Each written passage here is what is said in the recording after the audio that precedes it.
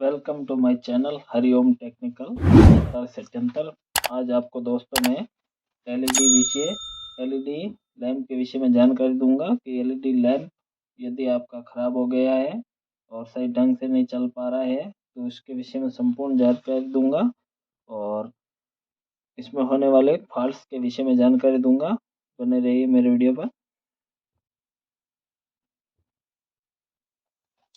जैसा कि आप देख पा रहे हैं मेरे पास ये एक एलईडी लैंप है। यदि ये बंद हो गया है, नहीं चल पा रहा है तो कैसे चेक करें। आप देख पा रहे हैं कि इसमें बहुत सारी छोटी छोटी ये एलईडी लाइट्स लगी हुई है।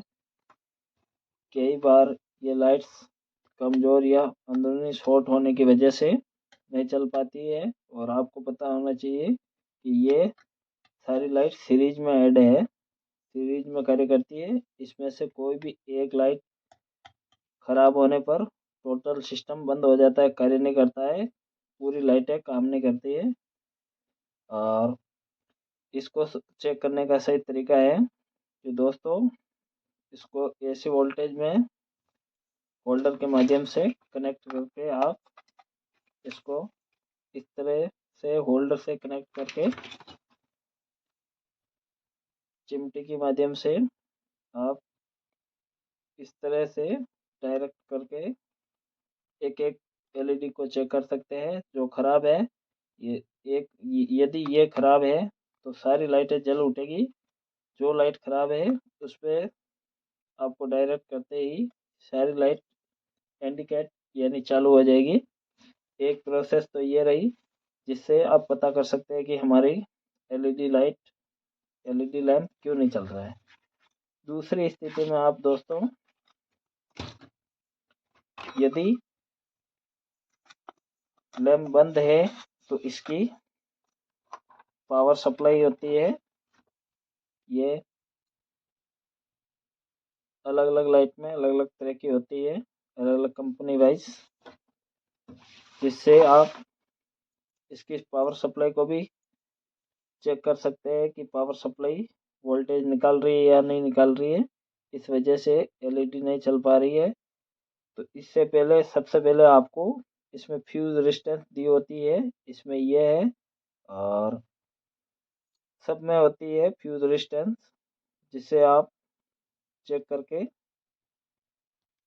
एलईडी सर्किट को सप्लाई को कंप्लीट कर सकते हैं और अपनी लाइट्स को कंप्लीट कर सकते हैं एलईडी बल्ब को। और कई बार फ्यूज रेजिस्टेंस उड़ जाती है, उस वजह से भी सप्लाई बंद पड़ जाती है और वोल्टेज या फॉल्ट की वजह से ये फ्यूज रेजिस्टेंस दी होती है और ये ओम में होती है और जो चल जाती है अंदरूनी और एलईडी बल्ब वर्क करना बंद कर देता है।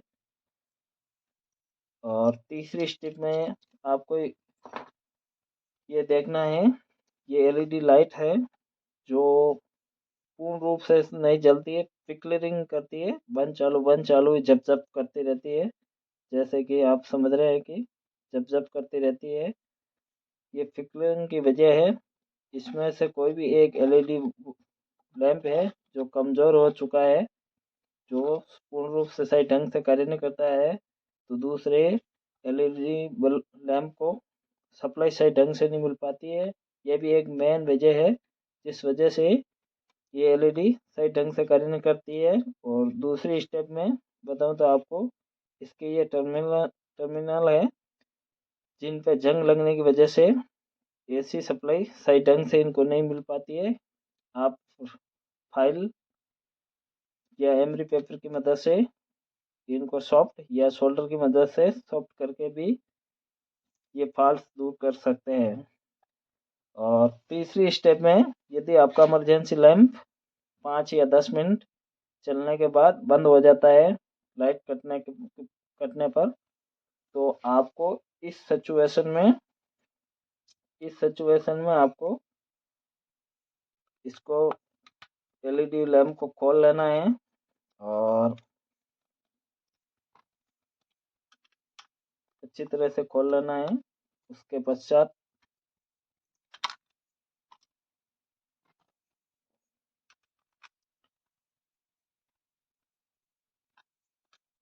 खोल लेना है दोस्तों। इसकी पावर सप्लाई को आप चेक कर सकते हैं कि ये पूर्ण रूप से चार्ज हो रही है नहीं हो रही है।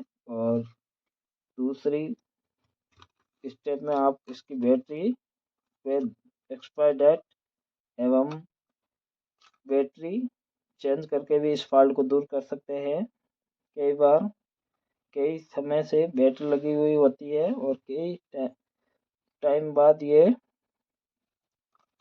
पड़े पड़े भी खराब हो जाती है। लैंप कई समय दुकान पर पड़ा रहता है, उस वजह से भी इस बैटरी बैकअप का ये समस्या आती है कि ये बैटरी की जो वैलिडिटी होती है वो ख़त्म हो जाती है। और इसको हम खरीद लाते हैं तो उसमें ये दोष या समस्या नज़र आती है, जिस वजह से एलईडी लैंप लॉन्ग लाइफ नहीं रहती है इसकी सप्लाई देने की और रोशनी देने की, और बहुत जल्दी बैटरी ख़त्म हो जाती है। इस वजह से 5 या 10 मिनट के अंदर ही ये डिस्चार्ज हो जाती है और हमारा एलईडी इमरजेंसी लेंस बंद हो जाता है।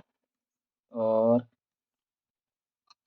इसके लिए आपको सेम सेल लिथियम दूसरा सेल न्यू सेल आप लगा सकते हैं। ये देख पा रहे हैं आप, ये 50 से 60 रुपए के खर्च में न्यू मिल जाता है। और नया एलईडी बल्ब अगर बाजार में खरीदने जाओगे तो ये आपको 300 साढ़े 300 रुपये के प्राइस में उपलब्ध होगा। इससे अच्छा है कि आप इसका बैटरी घर पे चेंज कर सकते हैं बाज़ार से लाके, और अपने एलईडी बल्ब को आप रिपेयर कर सकते हैं। ये 3.7 वोल्ट का 4.44 का ये बैटरी है, एमएच का बैटरी है। और ये प्लस और ये माइनस सिरा है, इस पर इंडिकेट रहता है, जिससे टेक्नीशियन अनजान किसी व्यक्ति को लगाने में इसकी समस्या का सामना न करना पड़े। चौथी स्टेप में आपको बताऊं दोस्तों, यदि एलईडी लैंप की ये सारी एलईडी उड़ जाती है तो क्या करें।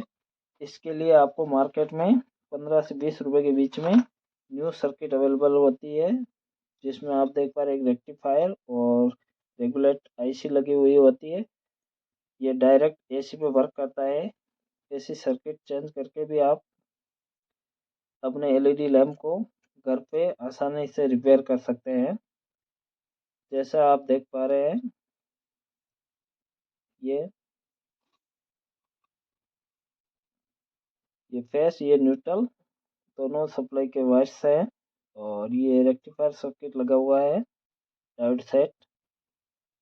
और ये रेगुलेट आईसी लगी हुई होती है जो पावर को मेंटेन करने का कार्य करती है। और दोस्तों, कई बार इसकी मेन पावर सप्लाई का ये कैपेसिटर भी कमज़ोर होता है, इस वजह से एलईडी फ्लिकरिंग करती है। जैसा कि आप देख पा रहे हैं 47 यूएफ में ये 100 वोल्ट का कैपेसिटर होता है। इसके कमज़ोर होने पर भी एलईडी लाइट सही रूप से कार्य नहीं कर पाती है। इसको भी आप चेंज करके ये फॉल्ट दूर कर सकते हैं। और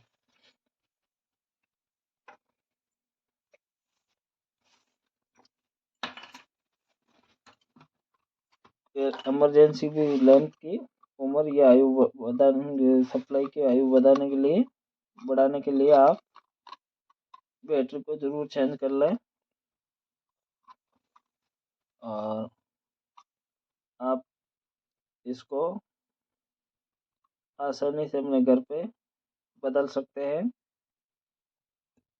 ये आप देख पा रहे हैं, मैंने हाथ से इसको कॉमन किया है पीछे से, जिस तरह से ये कार्य कर रहा है ये देख सकते हैं आप। ये इस तरह से आप अपने घर पे एलईडी लाइट्स लैंप को कंप्लीट कर सकते हैं और इसकी उम्र बढ़ा सकते हैं। ये अलग अलग सर्किट्स है जो भी मार्केट में अवेलेबल रहते हैं। आप इनको भी चेंज करके अपने एलईडी लैम्प को कंप्लीट कर सकते हैं। और छठी स्टेप में आपको बताना चाहता हूँ दोस्तों, कई बार इसके रात भर लॉन्ग टाइम तक चलने से इसमें कई कंपोनेंट्स में लूज कांटेक्ट हो जाता है। ये भी एक मेन समस्या है। लूज कांटेक्ट की वजह से भी एलईडी लैंप सप्लाई सही सुचारू रूप से कार्य नहीं कर पाती है। इसको रीसोल्डरिंग कर लें और इस समस्या को आप दूर कर सकते हैं। ड्राई हो जाती है, सूख जाती है और लूज कांटेक्ट, ये भी एक मेन फॉल्ट होता है किसी भी सर्किट में। और इससे भी आप एलईडी लैंप को रिपेयर कर सकते हैं लूज कांटेक्ट को दूर करके।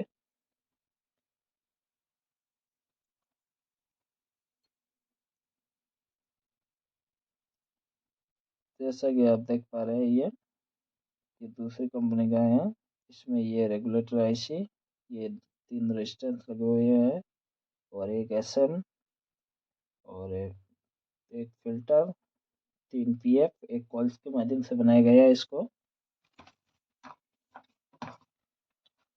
आई होप यू दोस्तों मेरा ये वीडियो आपको पसंद आया होगा, तो इसके लिए एक लाइक एंड सब्सक्राइब जरूर करें और बेल आइकन को जरूर दबाएं और मेरे आने वाली नई वीडियो का नोटिफिकेशन जरूर पाएं।